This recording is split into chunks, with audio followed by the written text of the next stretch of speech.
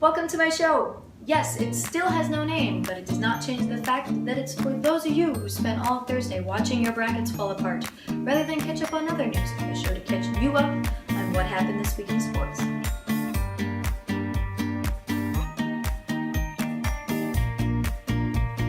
The NCAA tournament kicked off yesterday, and as always, it was truly March Madness. Just about everyone's brackets were ruined when 14 seed UAB took down Iowa State, and that wasn't even the only upset of a third seed. Baylor was taken down by Georgia State. Yes, the Georgia State that qualified for the tournament for the first time since 2001 after taking down Georgia Southern 38-36. And how did they celebrate? Tears of joy.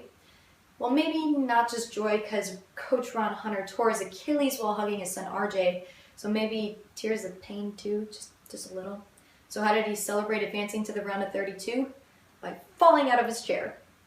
I don't even want to talk about the Purdue-Cincinnati game, so all you need to know is that we lost in overtime by 1. Number 3 Notre Dame just got past Northeastern, and there were 5 one-point games. And that's not even all of it. I'm sure it'll be just as crazy today. In fact, I have it on in the background on mute, so I apologize if you can tell when I'm not paying attention. Let's give a little love to the ladies, shall we? Northwestern advanced to the NCAA tournament for the first time since 1997. They landed a number 7 seed and will face 10th seeded Arkansas in round 1. Notre Dame landed a number 1 seed for the 4th straight year. This is their 20th straight appearance in the tournament, and it's the 13th straight year DePaul is headed there, and they've landed a number 9 seed. President Barack Obama predicted that Kentucky will win the men's NCAA tournament. And this brings me to, why is this news? Why do we care what celebrity brackets look like? Honestly. I mean, I get why we might be intrigued by former NBA players' brackets or former college players, because you think they know a little bit more about the game, maybe about the teams, except Barkley. But the president, how does he even have time to follow college hoops? This is like the last bracket I would care to see, so why is this news? For the first time in history, Notre Dame and Ball State will face each other on the football field. Know why I'm asking why is this news? Because the game is September 8th, 2018. Why is this news now? That's more than 3 years away. Ohio State running back Ezekiel Elliott and fans have gained more than 75% of the support needed to reverse the NCAA's ban on crop top jerseys. He needs 10,000 on his petition to get it overturned. The NCAA issued a statement last week that said in the future, referees will treat the exposed midriffs as well as jerseys tucked under shoulder pads as illegal equipment issues. This is just why. Just why. Former presidential candidate Mitt Romney will be sparring 5-time heavyweight champ Evander Holyfield in a charity fight in May. The event will be raising money for Charity Vision. And so much of me just wants Holyfield to clock him. Just knock him out. Everyone would be freaking out, but it's like, dude, you chose to spar with a beast, and it's not like he's not used to being beat. Either way, why is this news? In other college news, 3 Morgan State University football players were stabbed in a fight Tuesday afternoon. The incident occurred outside a dining hall when someone began swinging a knife around, leaving one of the players in serious condition. A university spokesman said all 3 players would survive and at least 1 suspect was taken into custody.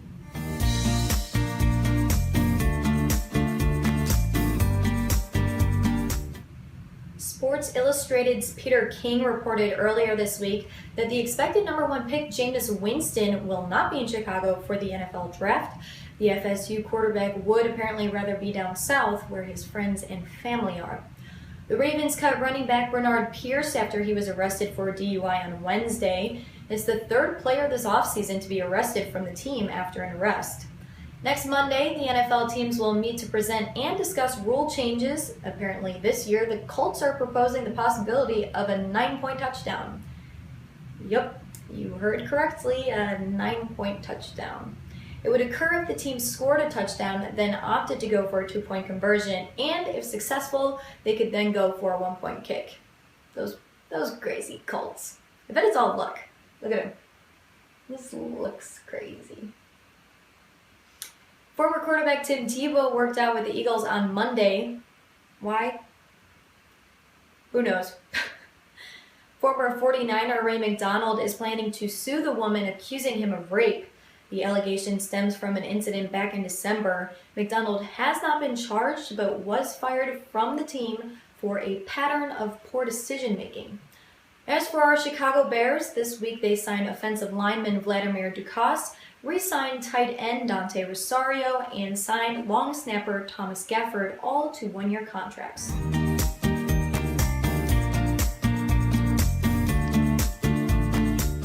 Clippers forward and commercial actor Blake Griffin will return to the court on Sunday when the team takes on the Rockets.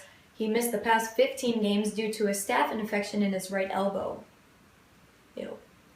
Clippers signed guard Nate Robinson to a second 10-day contract on Tuesday because, why not? Joakim Noah was presented with the NBA Cares Community Assist Award Wednesday night. They awarded him for his recent anti-violence initiatives, such as the You're Not Alone video that was recently made by Noah's foundation. Noah was a little frustrated earlier in the week because he was unable to help his team in the close game against the Thunder on Sunday. He says he supports and understands the minute restriction placed on him, but still hopes to help finish future games.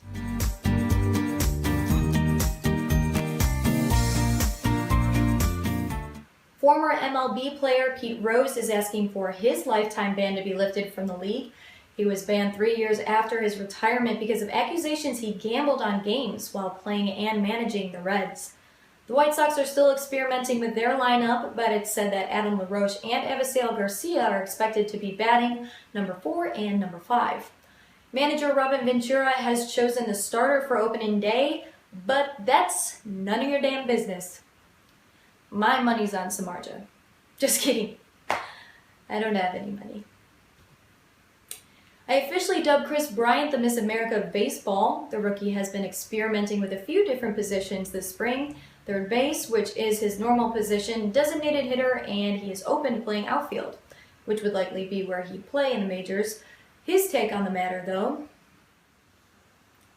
I'm excited. I'm a baseball player, so as long as I'm on the field playing, catching the ball, running down some flies, it will be fun. I played some outfield before in college, and it was fun. I'm looking forward to another challenge. Thank you.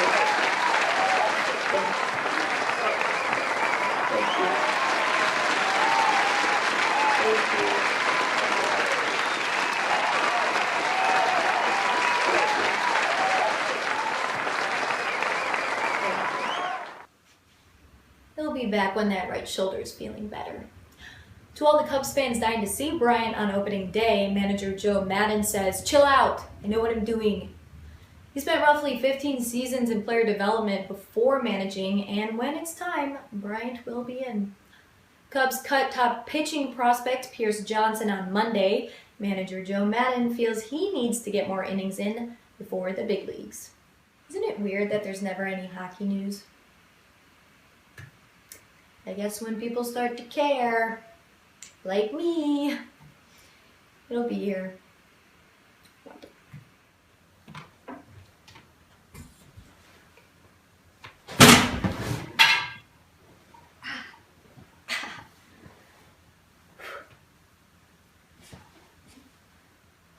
I think that means we're in the injury zone.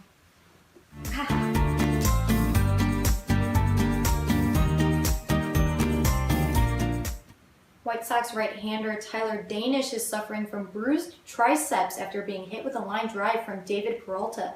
He considered himself lucky since it's not a broken bone. New York Mets right-hander Zach Wheeler is out for the season with a fully torn ulnar collateral ligament. He'll undergo the dreaded Tommy John surgery. Thunder forward Serge Ibaka will undergo knee surgery because of some nagging knee soreness. He'll be out 4 to 6 weeks. New York Rangers forward Martin St. Louis will be out 10 to 14 days after suffering a lower body injury Sunday versus Florida. And 49ers linebacker Chris Borland has decided to retire at age 24. He decided the game is not worth the risk of head trauma. International Cycling tells Lance Armstrong to stay away. It's been 3 years since he was stripped of his titles and banned, yet he was going to try and ride part of the Tour de France to raise money for cancer research. Reports are saying he is now trying to get the ban reduced. For this next story, I must warn you, the picture you're about to see is not for those with a weak stomach. Voice of college basketball Dick Vitale was seen macking on Ashley Judd at the Kentucky-Arkansas game.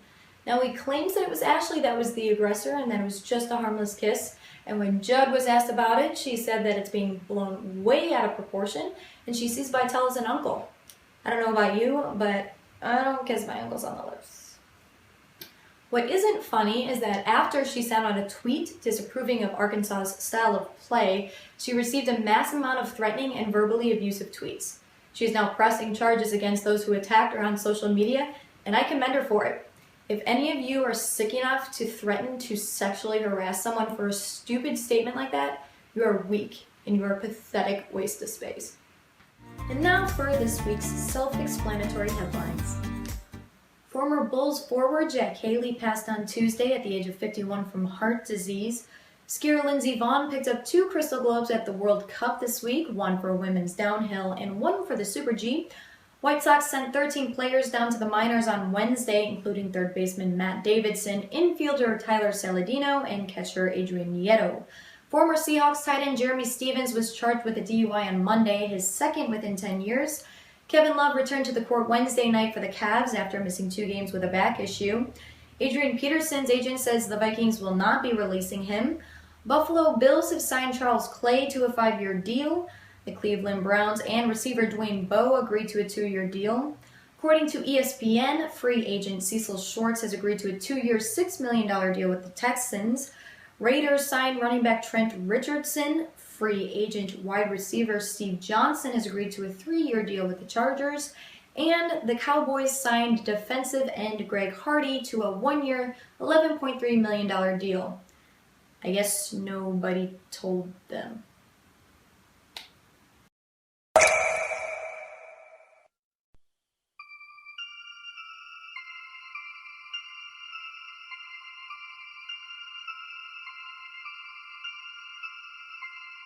A witness says that Hernandez looks angry a couple days before the murder. Cheers!